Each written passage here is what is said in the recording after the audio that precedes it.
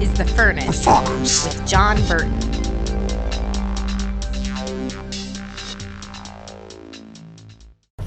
Hey, here's a good question for you guys. I actually get asked this every now and then.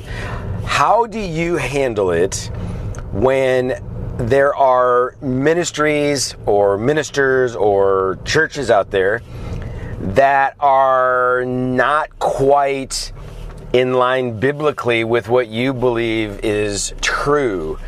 For example, there are ministries out there, churches that are really steeped in false grace.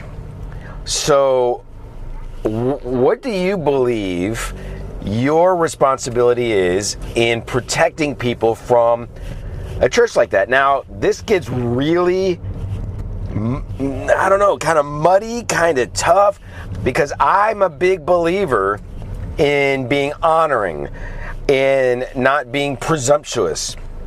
I believe that we need to admit that our own opinion, our own viewpoint is fallible. We need to be humble enough to admit that.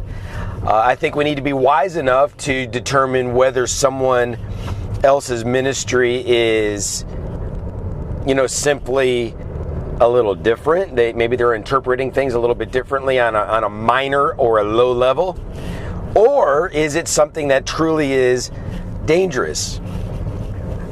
Because there's a lot of people out there, they want to hear from respected leaders on who is off base and who's not.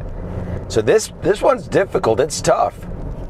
Because on one hand, I definitely don't want to mess with somebody who God is truly using, even if their theology is a little bit off. I definitely don't want to do that. The fear of the Lord has to be on you. Big time, huge time.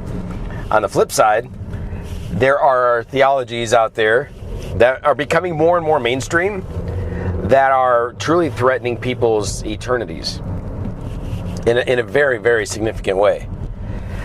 The way that I usually handle it myself is by dealing with the theology versus the minister. And so it's easy for me to deal with false grace. It's easy for me to deal with the issue of eternal security. I can deal with these issues.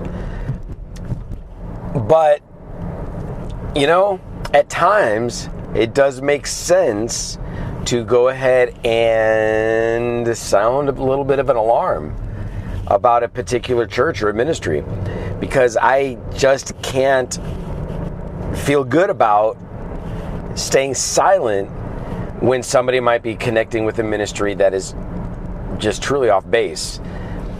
How do you handle it?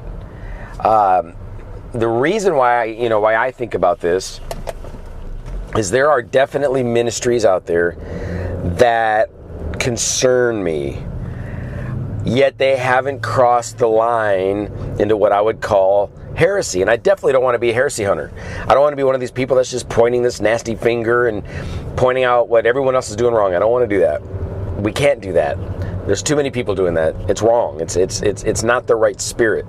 We need to be life-giving. We need to be prayerful. We need to be honoring even those that are off base. We need to be loving, honoring. We need to do that.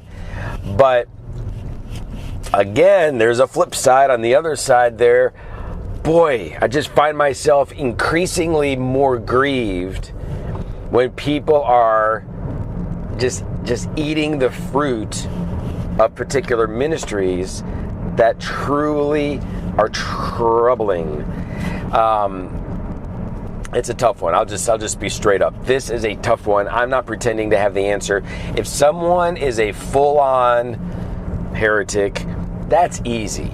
That's super easy. If someone is a universalist, it's super easy to go ahead and deal with that. You can name the name of that person because they're clearly not even Christian. So that's easy.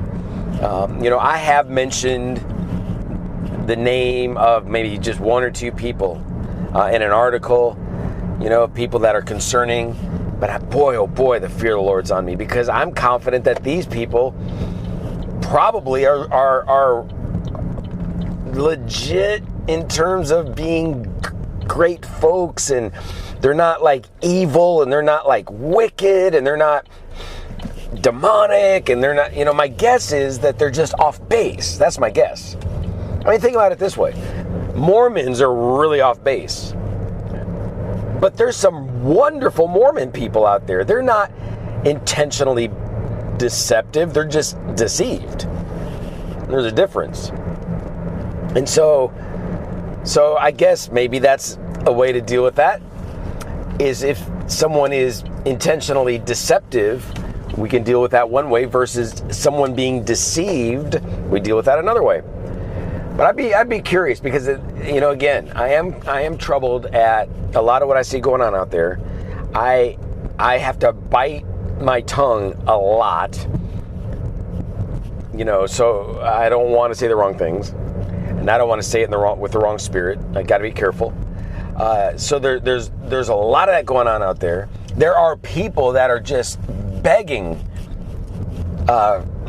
for preachers, for prophetic people to take a stand and help them in their journey and let them know to, be careful about this ministry. But it's tough. It is a tough thing to handle. So I don't know. What do you think about it? These are just raw thoughts. By the way, those of you that have been listening to these podcasts, I think you're understanding that these are raw thoughts most of the time as I'm driving, and I'm thinking out loud. And this is one of those times I'm thinking out loud because, man, I'm yearning to see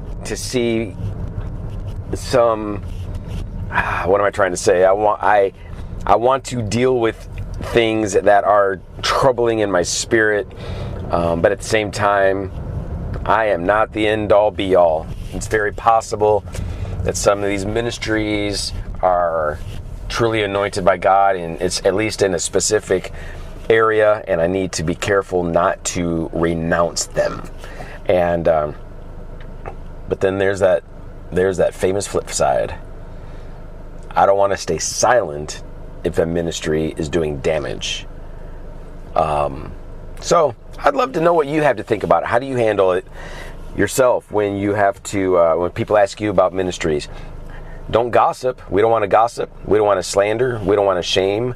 But we do want to do the right thing. We want to do our due diligence, and we want to be humble, broken men and women of God who are trembling in the fear of the Lord as we are doing what God has called us to do.